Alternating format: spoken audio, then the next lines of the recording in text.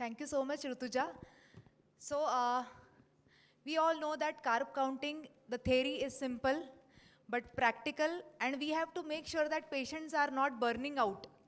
Because already type 1 diabetes, to take insulin, to check glucometers readings, to do carb counting, we have to handhold the patient and tell them that to start with, it might seem to be complex thing, but actually it is a easy thing. So here we will see a case and we will discuss carb counting in short.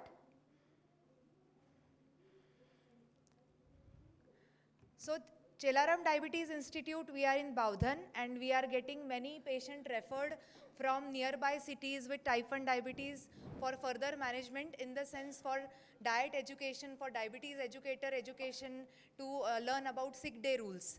So here is a case, a 16-year-old girl recently diagnosed to have type 1 diabetes. She was referred to us from Ahmednagar and her weight was 42 at the diagnosis and her BMI was 21. The doctor in Ahmednagar did a very good job. He started her on a basal bolus insulin. A basal insulin was given Glargine, which was 13 units at bedtime, and insulin aspart was given 4 units before breakfast, 4 units before lunch, and 4 units before dinner. And there he also put her on AGP sensor, that is ambulatory glucose profile sensor. When we calculate her total daily dose, so 4 into 3 is 12 plus 13 Glargine, so her total daily dose as of now is 25 units. So if we see here, the ambulatory glucose profile, with the sensor was put in Ahmednagar in first week, and then she was referred to us in the second week. So when we see, here we can classically see that her postprandial, there are peaks postprandially, and when we see her time in range, the glucose readings in the target range, they vary between 24% to 51%, so with average glucose of 190 to 200 range. So this was her first week AGP report. So if you see, her average glucose is 205 in this first week, and her time in range. Now we all doctors are discussing time in range, because in UK they are discussing that time in range should be around 70%, so that the variability is not much. Thank you. So time in range is 38%, because here we can see that she has hyperglycemic peaks. Then she came to our hospital, and here she consulted our dietitian and she learned how to do carb counting, and her age was 16, so she was understanding that 1 apple is 1 carb unit, 1 slice of bread, 1 medium sized chapati. So she was understanding, she was inquisitive. So our dietitians did a fantastic job. They counseled her how to do carb counting, and here we can see that the postprandial peaks are not there. So, and if we see the second week, the average glucose, which was 200 plus first week, this average glucose is now 132, because we can see here the glucose readings are 118, 123, 109. And the time in range, which was 38%, just reversed to 83%. So this is how we want our patients to control glucose levels without having hyperglycemias and without having risk of hypoglycemia also. And by doing a simple measure of carb counting, definitely she was increasing, decreasing insulin dose depending on the meal. But this is called as empowering patients. By just a diet consultation, she could do this. So as Rutuja told, that carb counting is a tool for planning meal for people with diabetes, and many of us, we have that it is only used for people who are taking insulin. But those people who are not using insulin, for type 2 diabetes patients also, those who are taking oral anti-diabetic drugs, they can do carb exchanges. So if I am a type 2 diabetic, I am taking metformin 500, glimepiride 1 milligram, and if I take 2 carb units in my breakfast And after taking 2 carb units, my postprandial glucose levels are absolutely in the target range. So I have to decide those 2 carbs unit. Either I can have 1 apple or 1 slice bread, or I can have 1 fulka with 200 ml of milk. So if I know that 2 gram of two carb counts, that is 30 gram of carbohydrates, is keeping my glucose levels in the target range, I can use that as a fair measure. It is not very accurate, but it helps me to guide my diet plan also. It is done by adding up total carbohydrates or adding carbohydrate units, and 15 gram of carbohydrate is 1 carb unit.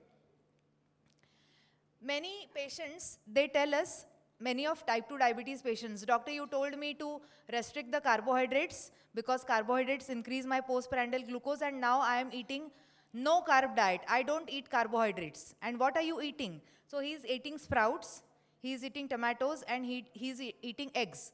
So can we say that this is no carb diet? Definitely sprouts have carbohydrates, but then somehow the myths like sprouts, dal, eggs definitely have proteins, but sprouts definitely have carbs. So such education helps patients to manage their glucose levels. Now Rutuja has already discussed, insulin to carb ratio is gram of carbohydrate covered by 1 unit of insulin. It could be, the ratio is referred as 1:20, 1:15. That is 1 unit of insulin will cover 15 gram of carb or 20 gram of carb. And insulin to carb ratio, when our patients are taking rapid acting insulin, it is 500 divided by total daily dose. But those patients who are taking human regular insulin like Actrapid or Insulatard, those patients we have to, for regular human insulin, it has to be 450 divided by total daily dose. So coming back to our 16-year-old girl referred to us from a nearby city, whose total daily dose was, we calculated, was 25 units, right? So her insulin to carb ratio, as she was taking insulin analog, it would be 500 divided by 25, which would come as 20. So this is 1 unit of rapid acting insulin will cover approximately 20 gram of carbohydrate. So how did it help her in her regular routine? That we will see. So this we are seeing her first week SMBG readings. So fasting at 7 a.m. was 114 milligram per deciliter, and in the breakfast at 9 a.m. she had 2 slices of bread, which comes approximately to 30 gram of carbohydrate, that is 2 carb units. And she was on 4, 4, 4 and 13, you remember, no? So she took her 4 units of insulin as part, and her post-breakfast reading was 146. So she was happy because 16-year-old girl understands glucose control value. So she was happy that when I take 4 units of aspart with breakfast, my reading is 146. Then that day she had to go for lunch for a birthday party, and then pre-lunch glucose was 101. She was advised 4, 4, 4 and 13. So she took 4 units of aspart, and then in the breakfast she ate actually 30 gram of carbs, but in lunch she ate 70 gram of carbs. And then her post-lunch 2 hours was 284, because at this point of time she was not aware of carb counting. She was just aware that she has to take 4 units before breakfast, 4 units before lunch, 4 units before dinner and 13 glargine. So when our dietitians told her the importance of carb counting and increasing or decreasing the dose of insulin, she followed it. But we will just quickly discuss that this 284 needs correction, right? Means if it is at 3 p.m., we cannot wait till dinner time.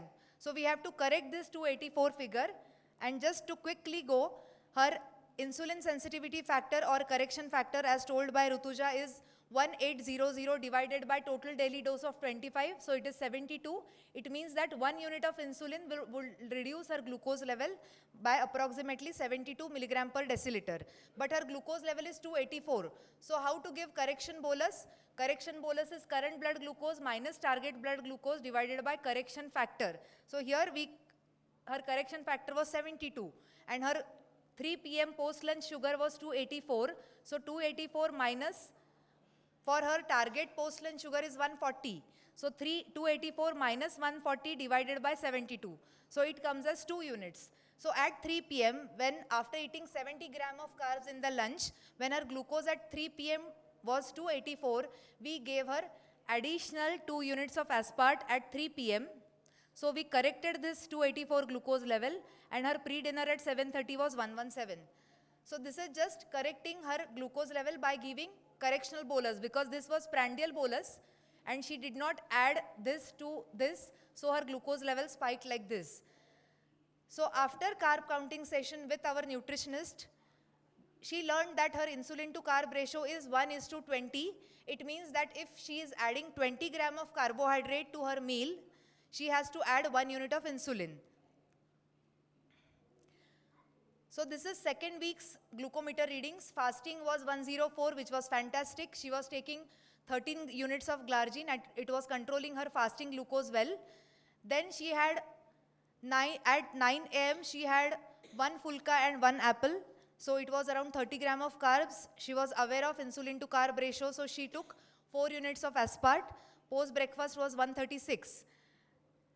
And then after carb counting session, when she was planning to eat 70 gram of carbohydrates in her lunch time, she added those 2 units because she was eating 40 gram of additional carbohydrate and her insulin to carb ratio was 1:20. So this was 40 gram of additional carbohydrate, so she added 2 units of aspart pre-lunch. So it was 6 units of pre-lunch insulin, and that gave her adequate targets. So the AGP report which we saw, these are the SMBG readings. So after carb counting, she had that confidence to add insulin units to her meal as per her carb counting. So definitely our patients, when we see such things, when they are confident in adding insulin or reducing insulin, if they feel that usually for 30 gram carbohydrate I am taking this much insulin, but today I will be having only 10 gram of carbohydrates, then we should ask, or she will have that confidence to reduce 1 unit of aspart from her insulin dose. So this is just a case which tells us that carb counting helps patient. This case may not be applied to all patients coming to us because we know that every patient is a different, but this patient was really helped by carb counting session. So take home messages, carb counting session definitely helps patients for self-management of diabetes, but definitely, as I asked you, that every patient coming to us, we have to ask that patient that are you doing carb counting in your day-to-day practice? Is it helping you? It definitely offers diet flexibility in type 1 diabetes, as we saw here, because we know that type 1 diabetes patients coming to us, they are younger, they are lean, they are not like obese, they are lean, they are young, they are growing. So many a times I discussed that we had patient whose age was 6-year-old, type 1 diabetic patient, and parents read somewhere and they restricted to diet that they were giving only egg in the breakfast, only cabbage and tomatoes in the snack in the evening. So they restricted her carbs totally because her glucose levels were spiking after carbohydrates. So with unawareness and not educating them, people, they do such things. So we have to tell them that the girl who is growing, we have to give her carbohydrates, and we have to educate them about insulin to carb ratio.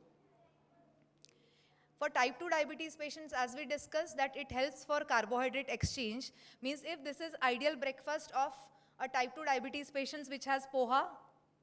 Poha is not just poha, it is, we all were discussing how can we can eat this much of poha. So when we make poha, if this is soaked poha, you have to add these many of low carb vegetables in the poha, which can have onion, cabbage, capsicum, tomatoes, so that the poha portion looks little big, but the carb quantity goes down.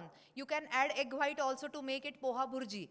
So this poha is full of vegetables, tofu, apple, and a small cup of milk. So if this is breakfast of type 2 diabetic patient also, if he wants to eat a potato, so he can replace this poha with one boiled potato, or if he wants to eat a fulka, he can delete this poha and add that fulka. So carb exchanges would help patients to manage their postprandial peaks.